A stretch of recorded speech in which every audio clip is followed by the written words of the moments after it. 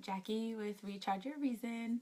I had been struggling a little bit, kind of trying to think about what I was going to go into next or talk about next. And I thought that with Mother's Day coming up right around the corner, it would be fun to kind of have a little Mother's Day series. So I have gone ahead and picked Mother's Day topics. I'm calling this one the Mother's Day phase, not to be confused with the honeymoon phase.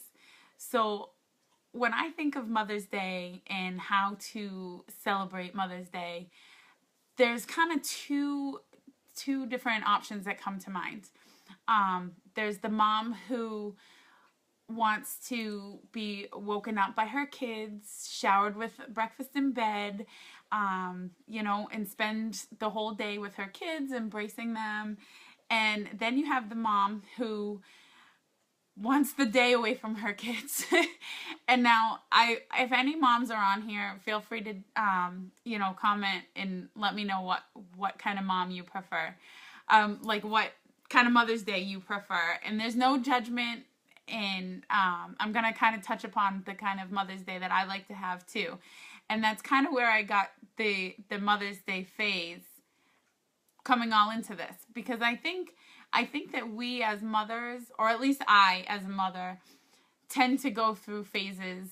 And, when you first have a baby, it's like, oh my God, this is the greatest thing in the world. I'm a mom and I have this beautiful little baby and I'm just going to cherish every second. And then you get to realize what a mom is like, and you have days when you want to pull out your hair and cry because your child sneezed wrong or you sneezed wrong, and you experience every emotion in the book. So I know for myself that I definitely go through phases. I think the smaller your children are, the more, or for me, I don't want to put opinions in other people's heads, because I'm totally different than every other mom out there. And I think that's what makes all of us moms awesome, is that we get to be ourselves, and it creates all these different little human beings. And I think that's so exciting. So for me, I think the smaller the kids were, it was exciting to celebrate Mother's Day and show off your kids. And then they got a little bit older and they're a little more high maintenance and they require a little bit more work. And you just you want that break away. So you spend your Mother's Day away and quiet. Then they get a little bit older, as mine are starting to now, with Tyler being 14 years old. I think we're just kind of starting to get to that level where, I'll still get a kiss goodbye in the morning, but by the end of the day after school, I'm telling him to do his dishes and he probably wants me to jump off a cliff.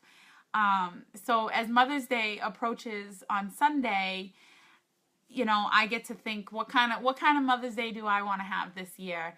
And as they get older, I think you want to bring them back in, to when they were little babies. You want to spend those warm moments with them, and you want them to cuddle with you, because they don't seem to do that anymore. So as my Mother's Day is approaching, I'm hoping that my kids, just want to spend a little bit more time with me than they would on an average day. And that could change tomorrow, that could change in an hour, and that could change in 15 minutes. They could start fighting, and I could think, how fast can you get me out of this house on Sunday and get me to the golf course?